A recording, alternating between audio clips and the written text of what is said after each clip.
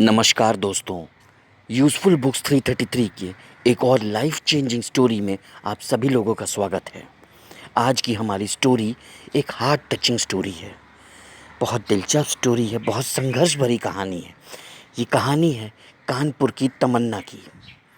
तो आइए चलिए देखते हैं। ये कहानी है कानपुर की तमन्ना की, जिसकी तमन्नाओं का क्या हश्र हुआ ये आगे आपको कहानी में पता चलेगा। तमन्ना की ज़िंदगी में बहुत बड़ी बड़ी विपत्तियाँ आईं, लेकिन उसने हिम्मत नहीं हारी। अपनी मुश्किलों का, अपनी दिक्कतों का उसने कैसे सामना किया, अपने संघर्ष से कैसे उसने अपनी सफलता तक का सफ़र तय किया, ये इस कहानी में आप जानेंगे। तो आइए कहानी शुरू करते हैं। तमन्ना अपने कमरे में दिन भर बंद रहती। वो किसी से मिलती जुलती नहीं, और उस डिप्रेशन के दौर में उसका चेहरा और उसका मन पूरी तरह से उदास रहता। तमन्ना अकेली एक खिड़की के पास बैठी रहती और पुरानी तस्वीरें देखती रहती, पुरानी यादों में खोई रहती, और सिर्फ हर तरफ उदासी ही उदासी रहती। उसे अपने जीवन में हर तरफ सिर्फ अंधेरा ही अंधेरा दिखाई दे रहा था। कहते हैं कोर्ट कचहरी के माहौल में एक बार जो फंस गया वो हमेशा फंसा ही रहता है। तमन्ना के जीवन में भी कुछ ऐसा ही हो रहा था। उसका तलाक का मुकदमा चल रहा था, और इस मुकदमे के चक्कर में बार बार उसे हाई कोर्ट कचहरी बार बार दौड़ना पड़ता था। अपनी ज़िंदगी के मुकदमे में उलझी तमन्ना कोर्टों के चक्कर काट रही थी। तारीख पर तारीख मिल रही थी, हर बार नए कागज़, हर तारीख पे कुछ नए वकील, हर तारीख में वही संघर्ष, वही किचकिच। सब कुछ बस उलझ ही रहा था ज़िंदगी में, कुछ भी सुलझता हुआ नहीं दिख रहा था। तमन्ना अब कोर्टों के चक्कर लगाते लगाते थक रही थी। अपने मुकदमे के चक्कर में कानपुर से प्रयागराज की बार बार की इस दौड़ में एक दिन तमन्ना प्रयागराज के पीवीआर पहुंचती है कुछ वक्त बिताने। वो पीवीआर में टहल ही रही होती है कि उसकी मुलाकात वहाँ नम्रता से होती है। नम्रता भी एक तलाकशुदा औरत थी। वो एक स्कूल में इंग्लिश टीचर थी। उसका भी जीवन बहुत संघर्ष भरा था। उसके 2 बच्चे थे, लेकिन उसने ज़िंदगी से हार नहीं मानी। आज के समय में वो एक अच्छी इंग्लिश टीचर बनके अपनी ज़िंदगी के संघर्ष को चला रही है और अपने दोनों बच्चों की सभी ज़रूरतें पूरी कर रही है। दोनों के बीच बातचीत होती है और दोनों की बातचीत आगे बढ़ती है। देखते ही देखते नम्रता तमन्ना की सारी मुश्किलें समझ जाती है, क्योंकि वो खुद भी इस दौर से गुज़र चुकी थी। नम्रता तमन्ना से कहती है कि तमन्ना, ज़िंदगी की लड़ाई से भागो मत।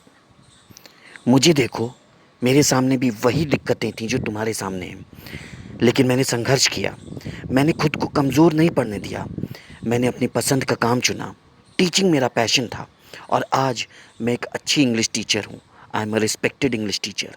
आज मेरी मेहनत मेरी पहचान है, ना कि मेरी शादीशुदा ज़िंदगी की नाकामयाबी।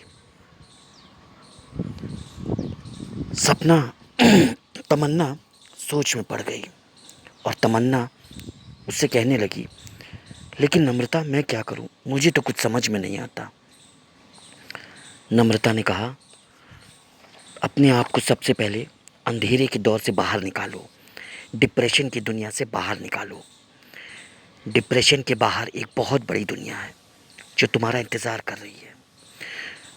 जो काम तुम्हें पसंद है उस काम को अपनाओ, उस काम को अपने करियर में बदलो, और फिर तमन्ना की जो तमन्ना है उसे एक प्रेरणा में बनाओ, और दुनिया के लिए एक आइडियल बनो, आदर्श बनो। तमन्ना उसकी बातों को बहुत ध्यान से सुनती है और एक लंबी सोच में पड़ जाती है। तमन्ना प्रयागराज से कानपुर जाने के लिए बस अड्डे पर जाती है और एक बस में बैठती है। तमन्ना के दिमाग में नम्रता की बातें गूंज रही थीं। उसके दिमाग में बार बार उलझन हो रही थी। वो समझ नहीं पा रही थी कि क्या करूं। अचानक उसके बगल में आकर एक लगभग 45 वर्षीय महिला बैठती है जिसका नाम है राखी। राखी प्रयागराज से फ़तेहपुर जा रही थी। राखी फ़तेहपुर में लेक्चरर थी। दोनों के बीच बातचीत शुरू होती है और तमन्ना उसे अपनी ज़िंदगी के दौर के बारे में बताती है। उसकी बातें सुनने के बाद राखी मुस्कुराते हुए कहती है, तमन्ना, मुश्किलें तो बहुत आएंगी ज़िंदगी में, लेकिन क्या करोगी, ज़िंदगी एक संघर्ष है।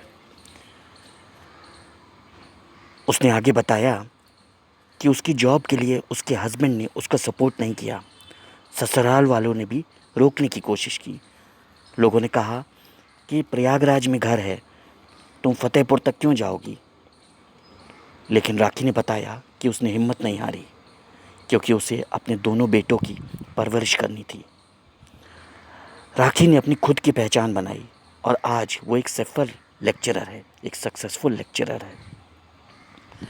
राखी ने तमन्ना से कहा कि तुम्हारी कहानी भी संघर्ष से भरी हुई है, लेकिन अपने आप को इस संघर्ष से सफलता तक का रास्ता भी तुम्ही को चुनना है।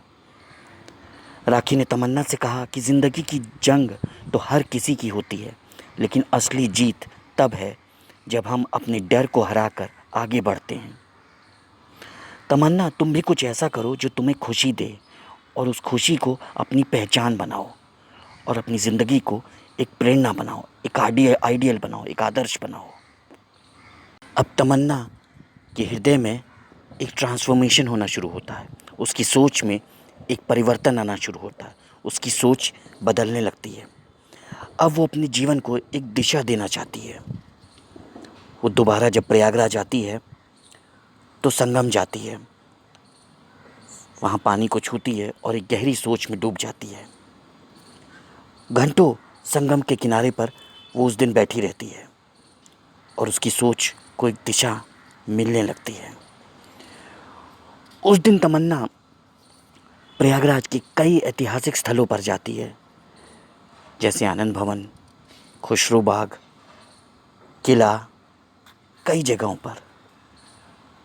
और पूरी तरह उसकी सोच को एक दिशा मिल जाती है और एक कॉन्फिडेंस उसके अंदर आ जाता है। तमन्ना के चेहरे पे अब वो आत्मविश्वास दिख रहा था। उसने अपनी ज़िंदगी की एक नई शुरुआत करने का फ़ैसला कर लिया था। कानपुर के पास एक छोटे से गांव में एक छोटी सी ज़मीन में तमन्ना ने अपने सपने की शुरुआत की। उसने एक बहुत छोटा सा छोटे बच्चों का स्कूल खोला, जिसमें मिट्टी की दीवारें थीं और बच्चे पतली सी बेंच पर बैठे हुए थे और तमन्ना बोर्ड पर पढ़ा रही थी। तमन्ना ने अपने संघर्ष की शुरुआत कर दी थी, अपनी ज़िंदगी को एक दिशा देने की शुरुआत कर दी। अब तमन्ना अपने स्कूल में दिन भर मेहनत करती। वो रात भर भी जाग कर बच्चों की कॉपीज़ चेक करती। वो पूरी तरह अपने आप को अपने स्कूल को बढ़ाने में लग गई थी। अब तमन्ना की ज़िंदगी में सिर्फ संघर्ष था और संघर्ष। धीरे धीरे उसकी मेहनत रंग लाने लगी और माँ बाप, जितने भी पेरेंट्स थे आसपास, वो सब उसको जानने लगे, उसको स्कूल को जानने लगे।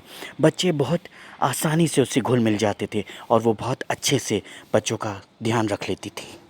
तमन्ना की मेहनत अब रंग लाने लगी थी और उसके छोटे बच्चों का स्कूल देखते ही देखते धीरे धीरे एक बड़ा इंटर कॉलेज बन गया। बड़ा स्कूल कैंपस हो गया, बड़ी स्कूल की बिल्डिंग हो गई और पूरा एनवायरनमेंट चेंज हो गया।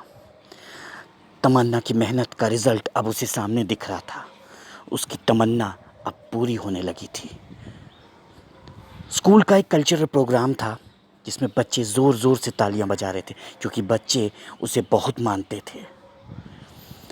धीरे धीरे और वक्त बदला और तमन्ना के स्कूल को बेस्ट स्कूल अवार्ड से नवाजा गया। तमन्ना के स्कूल को बेस्ट स्कूल अवार्ड दिया गया। अवार्ड लेते वक्त तमन्ना के चेहरे पर पूरा कॉन्फिडेंस था, क्योंकि उसने संघर्ष से अपना रास्ता चुना था, संघर्ष से सफलता तक का सफ़र तय किया था। जीवन में असंभव कुछ तभी तक होता है जब तक आप ये मानते हैं कि असंभव है। Impossible itself says that I am possible.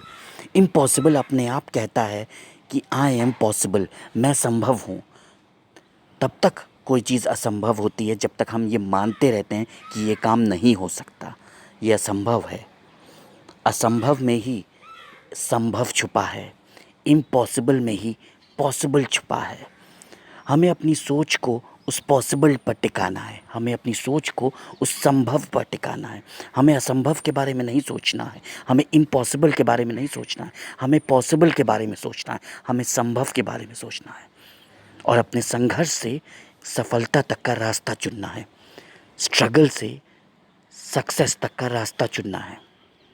दोस्तों, अगर आपको तमन्ना की संघर्ष से सफलता तक की ये कहानी पसंद आई हो तो इस वीडियो को लाइक करिए, क्योंकि ऐसी संघर्ष भरी कहानियाँ बनाने में बहुत मेहनत लगती है। आपके लाइक से, आपके सब्सक्राइब से, आपके कमेंट से हमें बहुत मोटिवेशन मिलता है।